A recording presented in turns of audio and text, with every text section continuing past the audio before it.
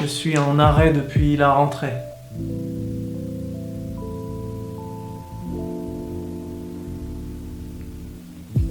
J'ai plus du tout... Pour tout vous dire, j'ai aucune envie depuis quelques semaines. C'est impossible de m'activer. Même faire cette vidéo, pour moi, c'est hyper compliqué là.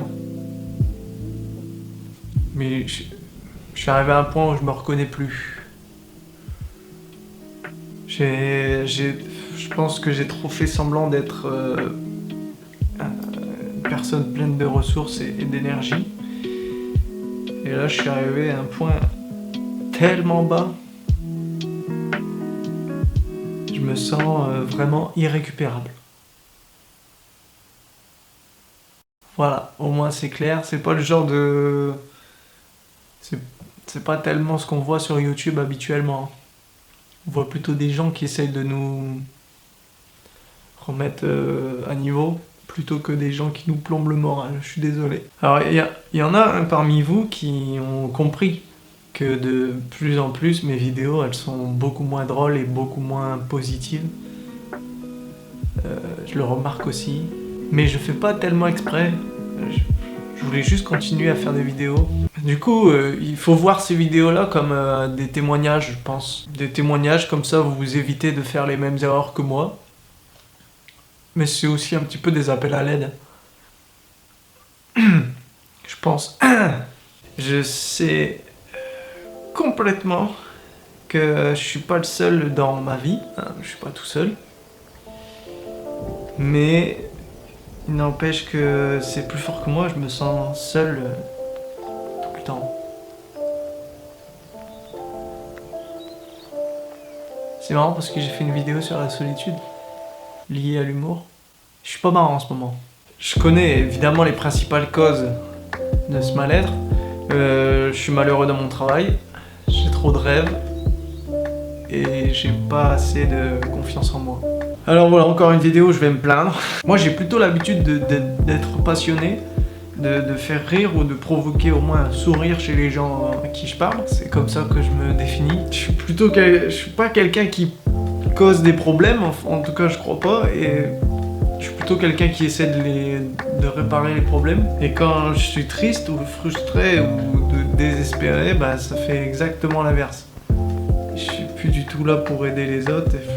J'ai des tas de démons qui font surface. Je suis entré dans un cercle extrêmement vicieux. Je me trouve nul. Donc je rate ce que j'entreprends. Du coup, j'abandonne. Puis, du coup, je me déçois. Et ça tourne comme ça. Depuis longtemps déjà. Et maintenant, j'arrive même plus à essayer, à risquer. J'arrive plus à me risquer à essayer quelque chose de nouveau.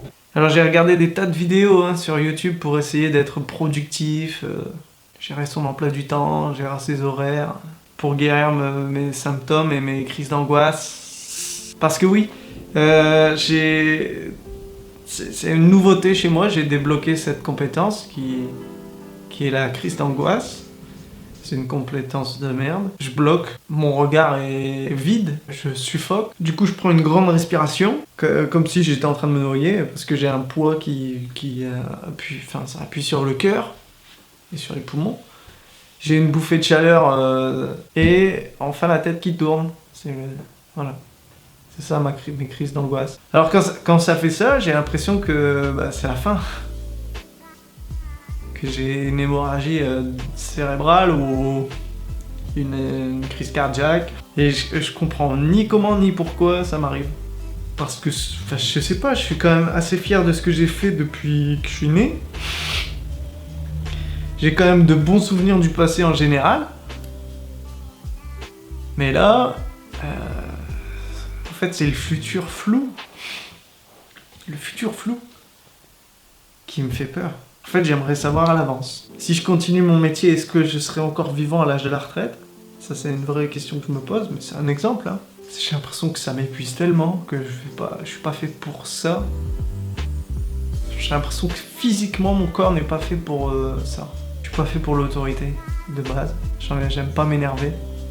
Il y en a, ils aiment bien s'énerver, c'est leur train-train quotidien, ils aiment bien ce qu'ils sont. Moi, je peux pas. Est-ce que je serai plus heureux si je démissionne ou est-ce que ce sera pire? Est-ce que dans 3 ans, je vais pas vouloir repasser le concours pour retrouver la même place? Parce que je m'en rendais pas compte de la chance que j'avais. Donc, je suis arrivé à un point où même les coups de pied dans le cul pour me faire avancer, ça me fait plus rien. Je suis tellement défaitiste. Alors, je sais à l'avance ce qu'on va me dire avec cette vidéo. On va me dire de tenter. Parce que qui ne tente rien n'a rien.